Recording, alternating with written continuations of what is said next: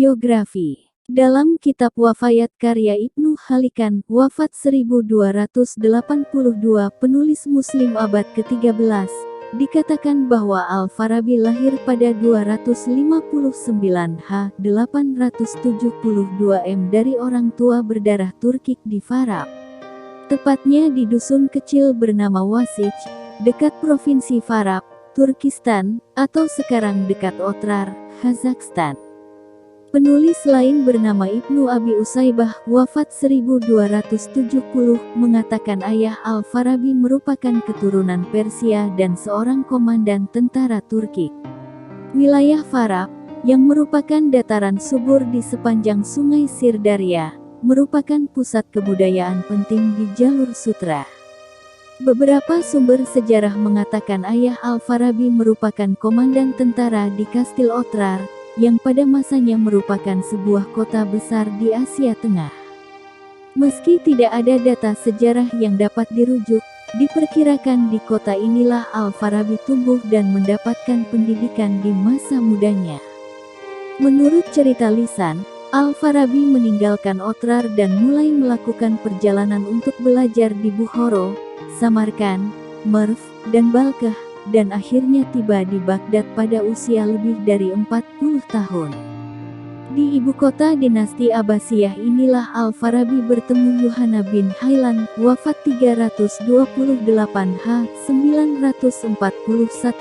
seorang nestorian, yang menjadi penerjemah dan komentator karya-karya Yunani. Padanya Al-Farabi belajar ilmu logika, di antaranya eisagoge karya Porfiri, serta kategorisasi, interpretasi, serta prior analitik dan posterior analitik dari organon Aristoteles. Saat Yuhanna bin Haylan pergi ke Haran, yang merupakan pusat kebudayaan Yunani di Asia Kecil, dikabarkan Al-Farabi turut serta dan di sana mempelajari astronomi Persia, India, Babilonia dan Khaldea. Dalam Fi Zuhur Al-Falsafah, kemunculan filsafat, Al-Farabi mengatakan, filsafat, sebagai subjek akademis, mulai tumbuh subur di masa Raja-Raja Ptolemeus di Alexandria dan berlangsung hingga masa Ratu Perempuan Cleopatra. Pengajaran filsafat tidak banyak berubah sejak kematian Aristoteles hingga Raja ke-13 dinasti Ptolemeus, hingga datangnya era Kristen. Sejak kemunculan Kristen, filsafat menghilang dari Roma, namun masih diajarkan di Alexandria hingga seorang raja Kristen mulai mengawasinya.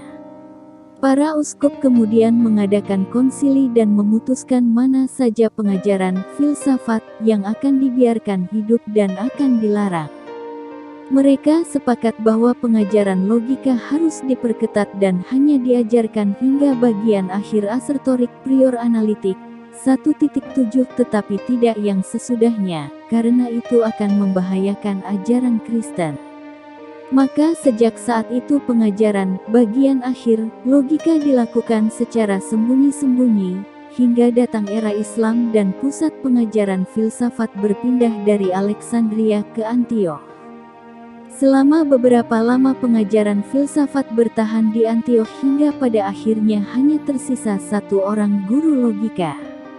Kemudian ada dua murid yang belajar padanya, satu dari Haran dan satu lagi dari Maru. Dari orang Maru kemudian diwariskan kepada Ibrahim al-Marwizi dan Yuhanna ibnu Haylan. Al-Farabi, menurut pengakuannya, belajar logika Aristoteles kepada Yuhanna ibnu Haylan hingga posterior analitik. Sekembalinya dari Haran, Al-Farabi tinggal beberapa lama di Baghdad. Ibnu Halikan mengatakan bahwa Al-Farabi juga belajar pada Abu Bishr Mata bin Yunus, wafat 329 942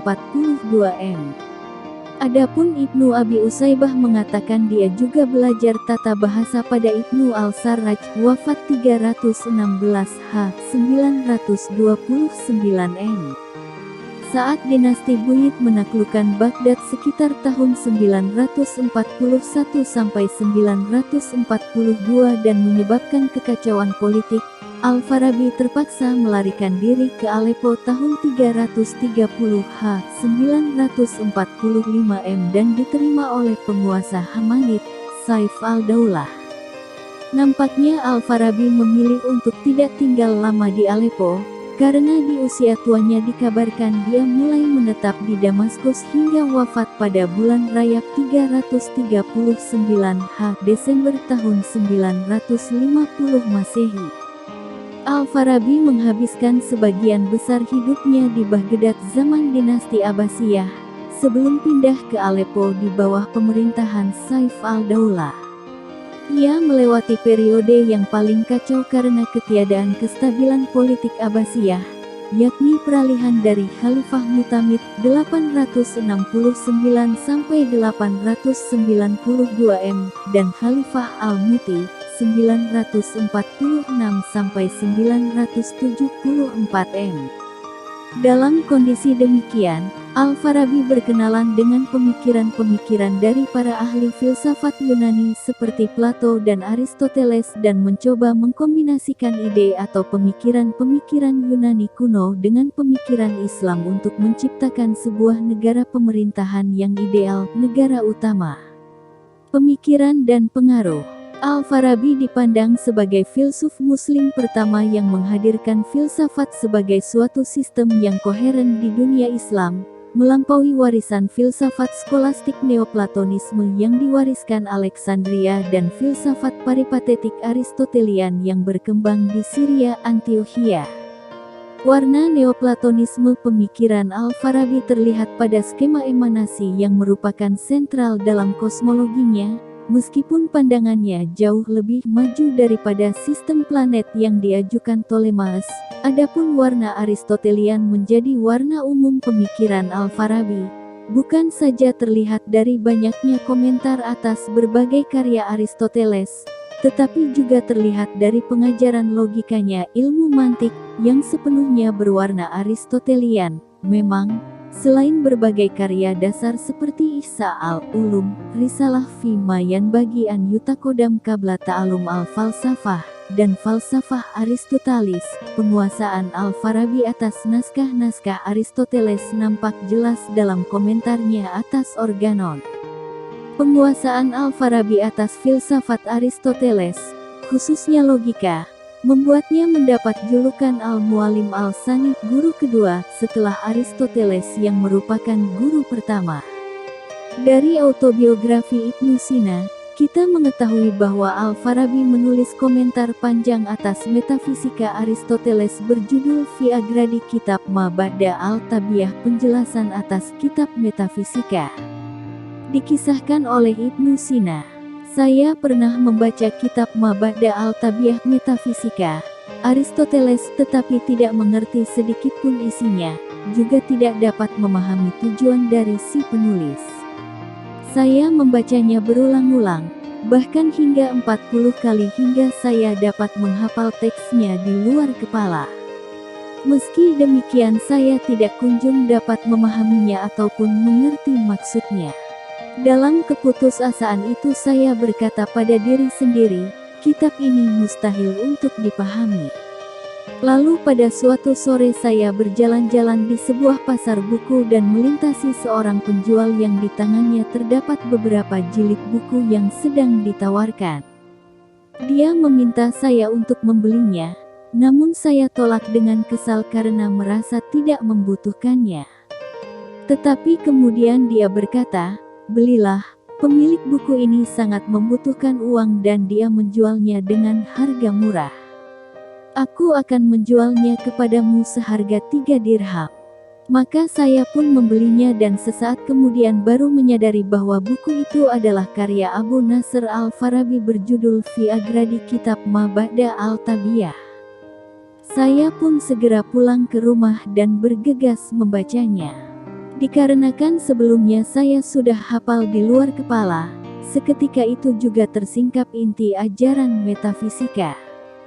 Saya sangat bersuka cita atas hal ini, dan oleh karena itu keesokan harinya saya bersedekah dalam jumlah yang banyak kepada orang-orang miskin sebagai tanda syukur kepada Allah Ta'ala. Selain Aristoteles dan Ptolemeus, dari berbagai tulisannya kita melihat beberapa pemikir lain yang berpengaruh pada Al-Farabi, di antaranya Plato, Alexander Aphrodisias, Galen, Proclus, dan Porphyrios.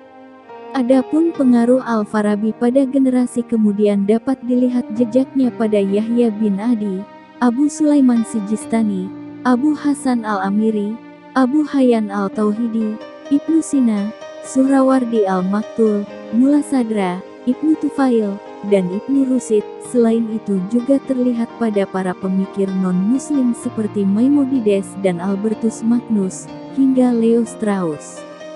Menurut David C.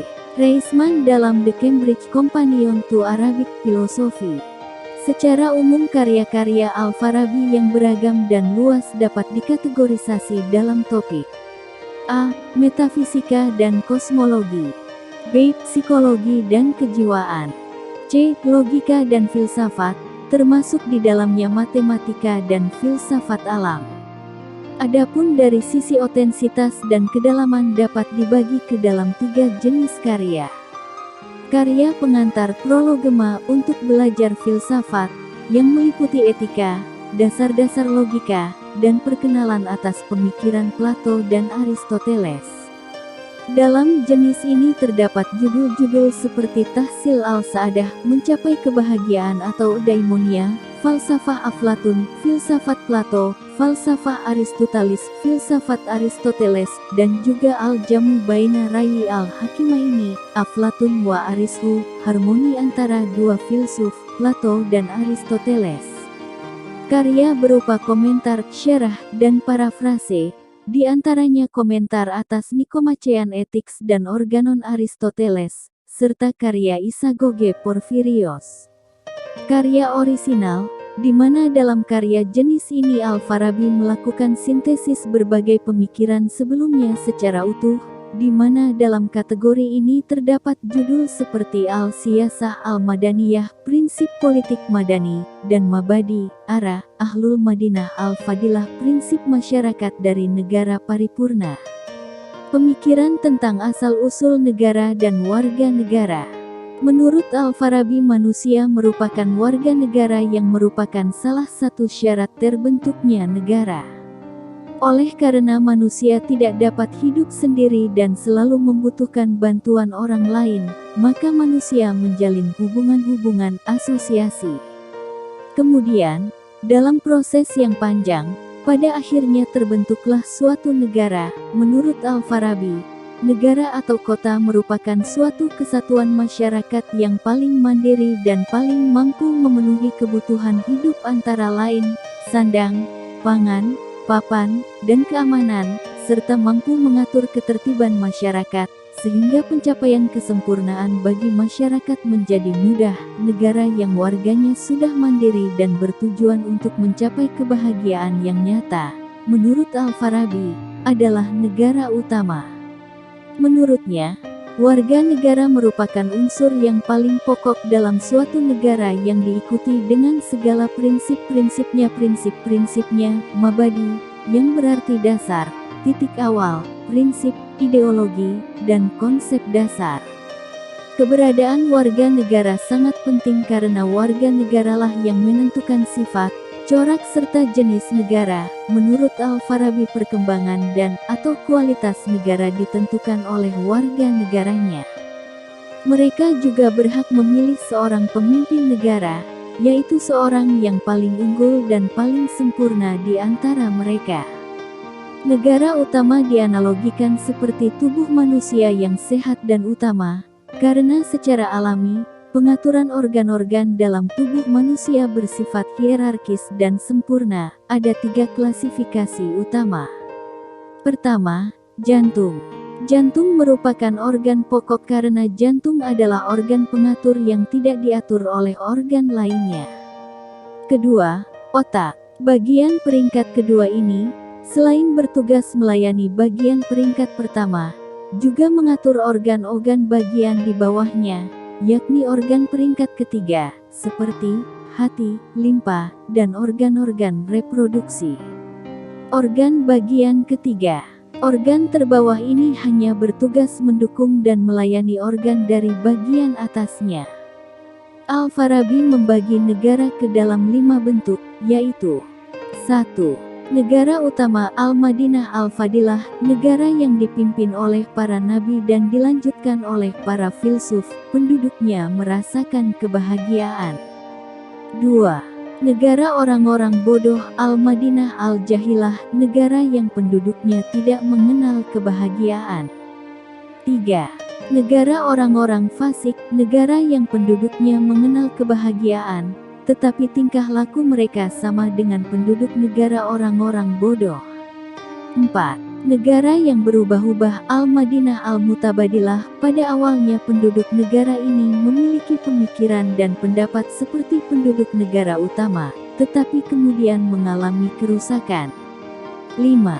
Negara sesat Al-Madinah adalah negara yang dipimpin oleh orang yang menganggap dirinya mendapat wahyu dan kemudian ia menipu orang banyak dengan ucapan dan perbuatannya. Pemikirannya tentang pemimpin, sunting sumber.